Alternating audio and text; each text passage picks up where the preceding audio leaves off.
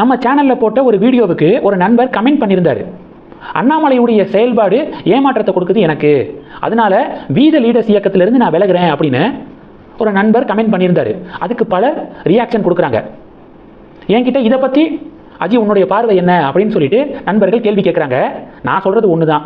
ஏமாற்றத்தை கொடுக்குது அப்படின்னா என்ன ஏமாற்றத்தை கொடுத்துச்சு, எதில் ஏமாற்றத்தை கொடுத்துச்சு அப்படிங்கிறத அவர் விளக்குனா பரவாயில்ல. ஏன்னா வீத லீடர்ஸ் இயக்கம் இப்போ தான் தொடங்கியிருக்கு, உறுப்பினர் சேர்க்கை தான் நடந்துக்கிருக்கு.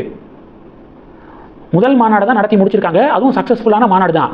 அந்த மாநாட்டில் பொலிட்டிக்கலாக அண்ணாமலை எதுவும் பேசலை, போதைப் பொருட்களுக்கு எதிரான விழிப்புணர்வை பற்றி தான் அதிக நேரம் பேசினார். இதில் என்ன ஏமாற்றம்?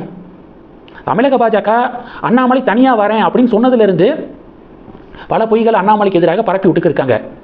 அண்ணாமலை தேசியவாதத்தை பற்றி இனி பேச மாட்டார், தமிழன், தமிழ்நாடு இப்படி பிரிவினைவாதம் தான் பேசுவார் சீமான் மாதிரி அப்படின்னு சொல்லிட்டு தமிழக பாஜக பரப்புகிறாங்க. அந்த வலையில் விழுந்துட்டாரோ, அதில் ஏமாந்துட்டாரோ? அண்ணாமலை இருமாப்போட சொல்கிறேன் நான் தேசியவாதி அப்படின்னு மாநாட்டிலே பேசியிருக்காரு. இவ்வளவு ஏன், முந்தா நேற்று காமராஜருடைய பிறந்த நாளை முன்னிட்டு ஒரு ஸ்கூலில் ஃபங்க்ஷன் ஒன்று நடந்துச்சு திருப்பூரில். அதை அட்டன் பண்ணார் அண்ணாமலை. தன்னுடைய பேச்சை முடிக்கும்போது என்ன சொல்லி முடித்தார் தெரியுமா? தமிழ் வாழ்க, பாரதத்தின் புகழ் உலகெங்கும் ஓங்குக அப்படின்னு சொல்லி தன்னுடைய உரையை முடித்தார் அண்ணாமலை. அண்ணாமலை தேசியவாதி இல்லையா? அடுத்து அண்ணாமலை ஹிந்து விரோதி, ஹிந்து மதத்துக்கு எதிராக திரும்பிட்டாரு. திராவிட கட்சிகள் செக்யூலரிசம் அப்படிங்கிற பேரில் ஹிந்து மத வெறுப்பை பரப்புனாங்களே, அது மாதிரி தான் அண்ணாமலையும் இனி பண்ண போறாரு அப்படின்னு கிளப்பி விட்டுருக்காங்க. மாநாட்டில் மலை சொன்னார், என்னுடைய மதத்தை வீட்டுக்குள்ளேயே வச்சு பூட்டிட்டு தான் பொது சேவை அப்படிங்கிற பேரில் நான் செய்கிறதுக்கு வெளியில் வருவேன் அப்படின்னு சொல்லியிருந்தார். ஹிந்து மதத்தை வீட்டுக்குள்ளே வச்சு பூட்டுறேன்னு சொல்லிட்டாரு அண்ணாமலை. இனி ஹிந்து மத அடையாளங்களோட வீட்டை விட்டு வெளியில் வரமாட்டார் போல, விபூதியெல்லாம் வைக்க மாட்டார் போல அப்படின்னு பரப்பி விட்டாங்க. மறுநாளே நான் சொன்னேன்ல, ஸ்கூலில் நடந்த ஃபங்க்ஷனுக்கு எப்போதும் போல விபூதி போட்டு வச்சுட்டு தான் வந்திருக்காரு. அவர் சொல்ல வந்தது என்ன தெரியுமா? அவர் மட்டும் இல்லை, இந்த வீத லீடர்ஸ் இயக்கத்தில் பயணிக்கக்கூடிய எல்லாமே மதம், ஜாதி இதெல்லாம் அவங்களுக்குள்ளே வச்சுக்கோங்க. இந்த வீத லீடர்ஸ் இயக்கம் தனிப்பட்ட ஒரு மதத்தை சார்ந்தோ இல்லை ஒரு ஜாதியை சார்ந்தோ இயங்கக்கூடியது கிடையாது, ஒட்டுமொத்த மக்களுக்குமானது அப்படிங்கிறத சொல்ல வந்தார்.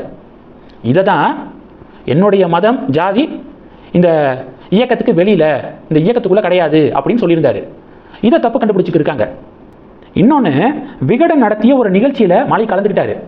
அப்போது சிறுபான்மை சமூக மக்களை பற்றி ஒன்று சொன்னார். என்னன்னா, அவர் எஸ்பியாக பணியாற்றிய போது சிறுபான்மை மக்களோட நல்ல ஒரு க்ளோஸ்னஸ் இருந்துச்சு, அவங்க என்னை பார்த்த விதம் வேற, அப்போ கடந்த 2-3 வருடங்களாக என்னை அவங்க பார்க்கக்கூடிய விதம் வேற மாதிரி எனக்கு தெரியுது, ஒரு கேப் வந்த மாதிரி இருக்குது, அதை சரி செய்ய நான் முயற்சி செய்கிறேன் அப்படின்னு ஒரு வார்த்தையை பயன்படுத்தியிருந்தார். ரைட்டு, ஓட் பேங்க் பாலிடிக்ஸு அண்ணாமலையும் பண்ண போகிறாரு, அப்பீஸ்மெண்ட் பாலிடிக்ஸு அப்படின்னு கிளப்பி விட்டாங்க.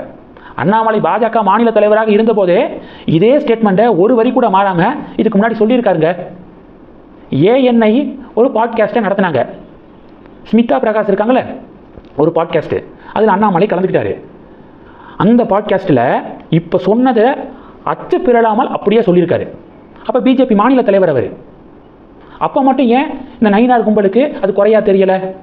இப்போ மட்டும் அது குறை அப்படின்னு சொல்லிட்டு ஏன் சொல்கிறாங்க? அடுத்து இதே மாதிரி தான் இனாம் நிலம் தொடர்பான இஷ்யூ வந்துச்சுல, பாஜகவில் இருந்தபோதே கரூரில் கேம்பெயினில் அண்ணாமலை அதை தான் பேசினார். அப்போ மட்டும் அது தப்பாக தெரியலை, இப்போ மட்டும் அது தப்பு அப்படின்னு தமிழக பாஜக ஏன் பரப்புகிறாங்க அப்படிங்கிற இந்த கேள்விக்கான விடையை தேடணும். ஏன்னா பாஜகவில் இருக்கக்கூடிய தொண்டர்கள் எல்லாமே அண்ணாமலை பக்கம் வந்துட்டாங்க. இப்போ அவங்களை எப்படியாவது மறுபடியும் இந்த பக்கத்து திருப்பி கொண்டு வரணும் அப்படிங்கிறதுக்காக ஒரு ட்ராப்பை செட் பண்ணுறாங்க நயினார் கும்பல். அண்ணாமலை தேச விரோதி, ஹிந்து விரோதி அப்படின்னு பொய் சொல்லி ஒரு வலையை விரிக்கிறாங்க. அந்த வலைக்குள்ளே போய் ஒரு சில பேர் விழுகிறாங்க. அதில் ஒருத்தர் தான் அண்ணாமலை செயல்பாடு எனக்கு ஏமாற்றத்தை கொடுக்குது அப்படின்னு பதிவு போட்டிருப்பாரு நான் நினைக்கிறேன்.